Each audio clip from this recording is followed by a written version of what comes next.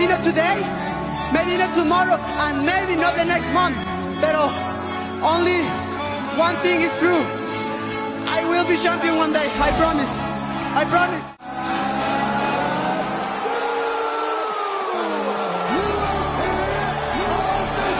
qof kasta oo inaga mid ah wuxuu ku taamayaa kuna hamiyaa inuu gaaro guul maalin noloshiisa ka mid ah. guushuna ma aha mid u sahlan una fudud inuu qof walba uu xaqiijiyo waxa xaqiijiyo oo kaliya kuwa u dhabar adeega maalmaha adag noloshooda soo wajaha kuna qaabila samir karti dulqaad geesinimo iyo waliba horusocod aan dib u joogsi lahayn. dhammaanteen marka guusha laga sheekeeyo waxa maankeena buux dhaafiya inuu guuleystuhu yahay qof hanti sameeyay iyo mid awood yeeshay, laakiin guuleystuhu ama guushu midaas waa ka baaxad weyn tahay ama waa ka salweyn tahay. guushu waa qof walba oo hadafkiisa gaaray xaqiijiyayna waxay naftiisu raaliga ka ahayd ee wanaagsanaa una horseeda bulsho badan inay ka tilmaan qaadato. bal ka soo qaad haddii aad haysato hanti magac iyo maamuus dadkuna dhammaantood ku leeyihiin waxaa taa isha keliya ee u baxaysa bulshadan, laakiin adigu aadan ku qanacsanayn. guushu qayb ka mid ah guushu waa qanacsanaanta waxa aad qabanayso. haddii aadan ku qanacsanayna marnaba lagama yaabo inaad waxaas ka gubgaadho ama guusha aad xaqiijisay aad sida ay tahay ugu farxsanaato.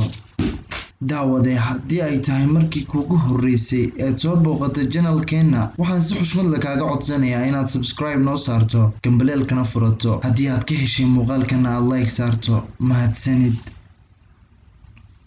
waxaan maanta muuqaalkeenan ku lafaguri doonaa 10 wado ay guushu leedahay. haddii aad martana hubaal aad guuleysan doonto kana mid noqon doonto kuwa wadooyinkan maray ee guusha xaqiijiyay. qof kasta oo inaga mid ah wuxuu orod ugu jiraa sidii uu heli lahaa mar uun furaha guushu ay leedahay. xayaankeenuna uu yahay sidii aan uga fogaan lahayn ama aan masaafo ugu jirsan lahayn guuldarooyinka waaweyn ee nolosha jaarka la tahay. midaasi waa rabitaanka shakhsi walba oo inaga mid ah, waxaana gaari kara oo kaliya ninkii u dhabar adeega mararka badan ay nolosha jilbaha u dhigtay tustayna inayna jirin wado la sii raaco. inteena badan waxaan raadinaa oo kaliya hal wado oo guusha u maro, laakiin guushu waxay leedahay wadooyin badan oo loo mari karo, intuna tahay lagama maarmaan haddii aad rabto inaad guuleysato. number 1 yeelo hadaf. sida aan loo taagi karin guri bilaasees ah, guushuna waxaa bilow u ah inaad yeelato hadaf. waxaa maragma doonta ah in shakhsi walba oo gaaray guusha uu lahaa hadafyo ka cadcad dayaxa oo markasta oo noloshu ku xirto ka dhigay rajada u iftiinta. haddii aad rabto inaad ka mid noqoto guuleystayaasha, raac talooyinkan,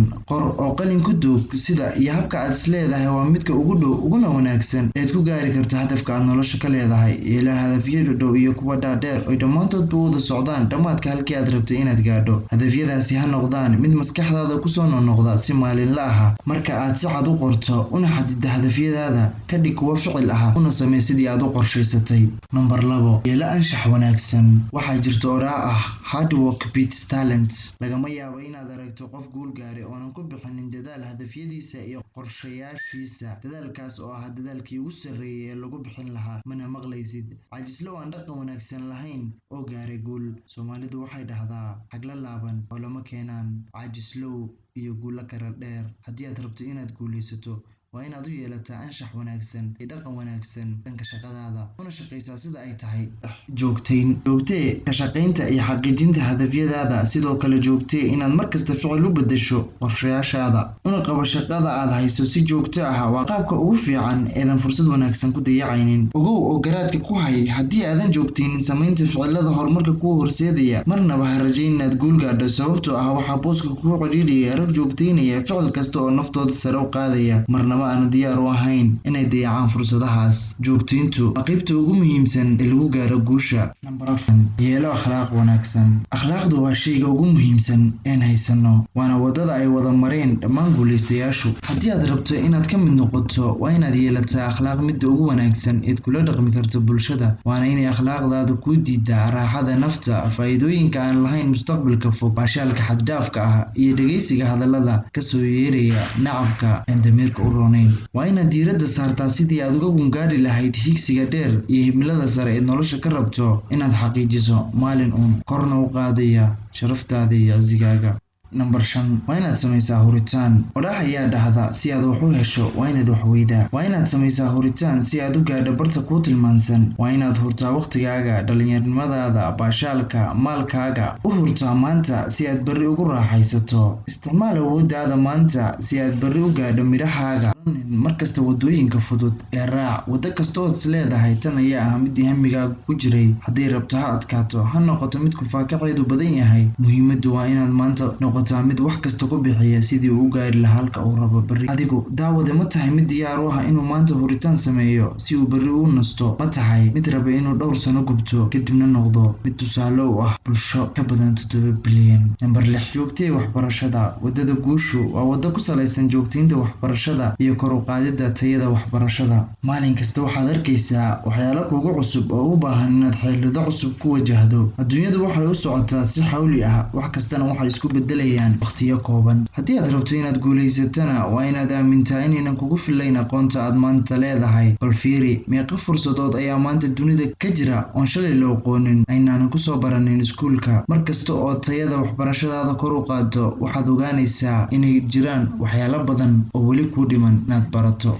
Midna maata ha joojin ilaa intaad adigu dhimanayso. Number 7 badi dhageysiga. Dhageyso qisooyinka guulaha kuwii kaa horreeyay iyo halkii ay ku hoobteen. Weliba dhageyso waanooyinka macallimiinta, hogaamiyeyaasha, waalidka, asxaabtaada iyo weliba kuwa aad ku tuhmayso guulaha. Mar walbana garaadkaagu waa inta aad dhageysato iyo inta aad akhrido. Haddii aad hadasho ogow waxaad ku hadlaysaa waxaad taqaano, laakiin haddii aad dhageysato waxaad dhageysanaysaa ama baranaysaa fikrado cusub. Number 8 maamulka waqtiga. Waa inaad si wanaagsan u maamushaa waqtigaaga. Maamulka waqtiga waa laf-dhabarta horumarka. Waxaa dabiici ah inaad aragtaa dadka horumarka u tafaxaytay iyo kuwa guusha gaarayba inuu yahay waqtigoodu mid cidhiidhi ah oo howlo badan laga rabo inay ku qabtaan waqti kooban. Laakiin daawada ma haystaan muddo 24 saac haysano ka badan ee waxay kala horreysiiyaan shaqadii ka muhiimsan tahay kana faa'iido badan tahay. Guulaystayaashu waxay dabeecad u leeyihiin inuu waqtigoodu u qorshaysan yahay si maalinle ah, toddobaadle iyo weliba bille ah. Number 9 waa kuwa u bareera khasaaraha. Mar walba dadka noocan ama guulaystayaashu waxay diyaar u yihiin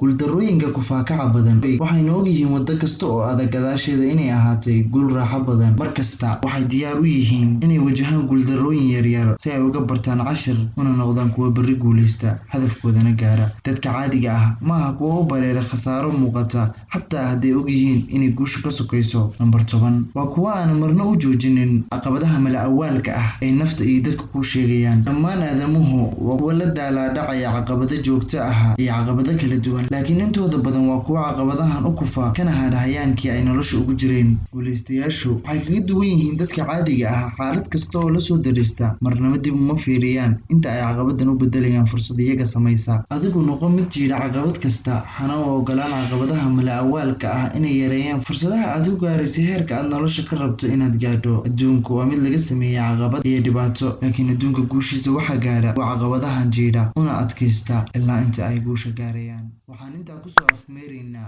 muuqaalkeeni maanta. Waad ku mahadsan tahay daawashadaada.